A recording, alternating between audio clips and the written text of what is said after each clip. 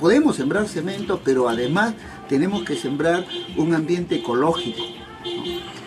Con el desarrollo de la modernidad hoy se privilegian más los parques, más las áreas verdes. Entonces necesitamos eso. Necesitamos no destruir nuestro medio ambiente. Yo creo que tenemos que tener un compromiso con el objeto de que el día de mañana se nos diga, señores, vamos a talar los algarrobos, porque en los algarrobos han comenzado a posar las garzas, y las garzas crean un mal olor. El problema no es ese. El problema es que las garzas tienen dos lugares donde se ubican.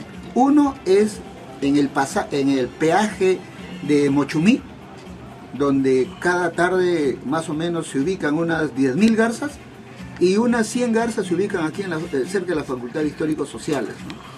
Es el único lugar que les queda a estas garzas. ¿Y por qué es importante las garzas? Las garzas son importantes porque comienzan a comer todo un conjunto de gusanos del maíz y del arroz, y nos permite un ciclo productivo. Por eso es que nosotros tenemos acá un arroz no tan contaminado. Pero destruyendo las garzas, destruyendo los algarrobos, lo que vamos a tener es que echar más insecticidas al arroz, por lo tanto vamos a consumir un arroz más contaminado. Profesor, a unos 40 o 50 metros de donde se ha producido esta tala de árboles, funciona nuestro auditorio, donde se han hecho muchas ponencias, conferencias, charlas magistrales en torno a ecología. ¿No le parece que hay una especie de discurso inverso, una especie de incongruencia entre lo que dice la prédica y lo que hace la práctica? ¿Se podría de repente justificar en una institución que no es rectora ni investigadora del conocimiento? Pero ¿qué le parece esta actitud en una casa superior de estudios donde a pocos metros se han escuchado centenares de conferencias en torno a la ecología, en torno al medio ambiente? ¿No le parece que es un discurso negativo el hecho de decir una cosa y hacer otra? Sí, es un discurso negativo y contradictorio si tenemos en cuenta que muchos profesores de la facultad fueron invitados 2 días después de esta destrucción de los árboles al hotel de Zipán a una conferencia sobre el medio ambiente. Es paradójico. Claro, o sea, de alguna manera creo que pareciera que en nuestra Universidad Nacional Pedro Ruiz Gallo, especialmente en la facultad, en el pabellón donde se ha llevado este arboricidio, pareciera como que talar 6 árboles no significa nada, cuando nosotros sabemos que un árbol produce por día 400 litros de oxígeno, evapora 6 litros de agua, filtra anualmente 7.000 kilos de polvo y tóxicos y consume alrededor de 6 kilogramos de CO2.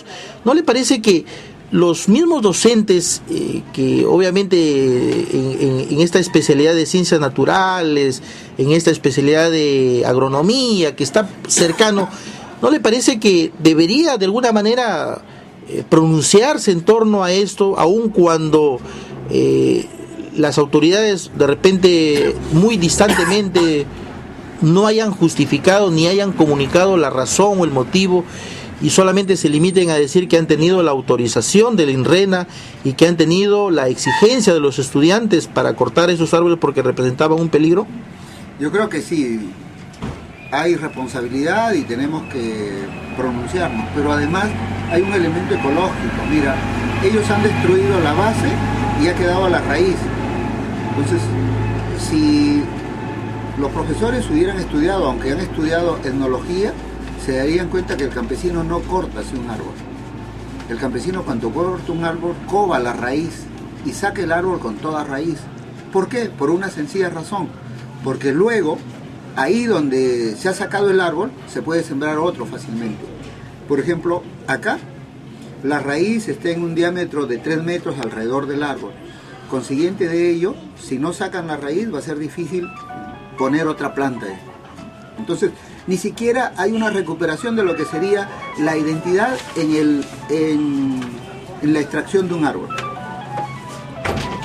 Entonces podríamos decir que no solamente representa un corte antitécnico, sino representa también este sentido inviable de que cortar el árbol ha tenido pues en todo caso que tener plantones sustitutos para hacerlo inmediatamente y decir, bueno, con el ejemplo estamos talando este árbol, pero con el ejemplo también estamos, no 2, sino de repente, como es una universidad, hacerlo con 4, ¿no? Claro, pero además recuerda que la facultad desarrolla el Día de la Identidad. Ajá. Y la identidad, y los campesinos para cortar un árbol, lo cortan y luego le hacen hueco y sacan la raíz. De modo tal que cuando ponen de nuevo la tierra, esa tierra está apta para sembrar otro árbol. Pero aquí no han hecho eso, ¿no? Aquí simplemente lo han cortado y han dejado la raíz para que se seca, para que se pudra. Entonces, consecuencia de ello, la tierra de alrededor se queda dura e improductiva. ¿Dónde está la identidad que se celebra de aquí a pocos días, el 24 de junio? Entonces vamos a poner las imágenes digamos, de la identidad o del Día del Medio Ambiente. Porque y el día, claro. Identidad no es comida, identidad no es danza, identidad es todo. Identidad también son las técnicas, ¿no?, de cultivo del campesino. Y la universidad y los profesores deberían de saber eso. Bueno, creo que importante su comentario, profesor Julio César, muy fiel, muy congruente a su visión global, su visión cultural que tiene usted aquí en la región Lambayeque, porque indudablemente mucha gente nos ha dicho en algún momento, bueno, ¿y qué tiene que ver la cultura con el árbol, no?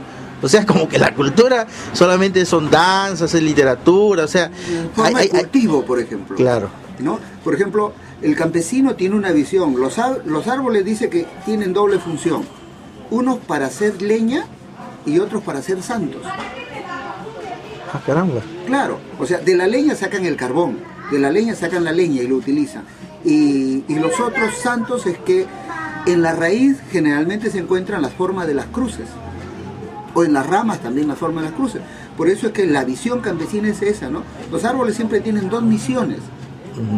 Ya nosotros, del mundo global, intelectual, tú lo has referido, ¿no? Que da CO, que produce, que purifique el aire, etcétera, etcétera. Pero el campesino es más concreto. El campesino te dice, un árbol cumple dos funciones. Uno para hacer leña, para comer, etcétera, etcétera. Y otro para hacer santos, es decir, para hacer cruces. Profesor, hay una anécdota que quiero referirle. Usted también es docente en las maestrías aquí, en el doctorado aquí en la universidad. Uno de los correos de un maestrante, de justamente de una especialidad de investigación y docencia universitaria, nos refiere que junto a su aula funciona la mención de ecología y medio ambiente en la maestría. Y lo que él refiere es que parece una cosa muy paradójica, que en el aula se estaba hablando sobre el calentamiento global en el momento en que estaban sonando las motosierras y estaban viendo cómo caía el árbol, ¿no? Y el docente salía, ya, qué bueno, ya se cayó el árbol, ya no salgan, ya se cayó el árbol. ¿Qué le parece? O sea, en realidad hablamos siempre de esa perplejidad, de las incongruencias que hay entre el discurso académico y las prácticas tradicionales, las prácticas culturales. Mira, no, más que eso, yo creo que ahí hay un analfabetismo funcional. O sea, ese profesor que enseñaba ahí, que es profesor de educación en el contexto del siglo XXI, es un analfabeto funcional. ¿Por qué? Porque él lee, habla, pero no comprende. Pues. Estaba discurseando sobre el calentamiento global en ese momento. Exactamente, o sea, él habla porque lo ha leído, claro, pero no comprende. Eso se llama analfabeto funcional.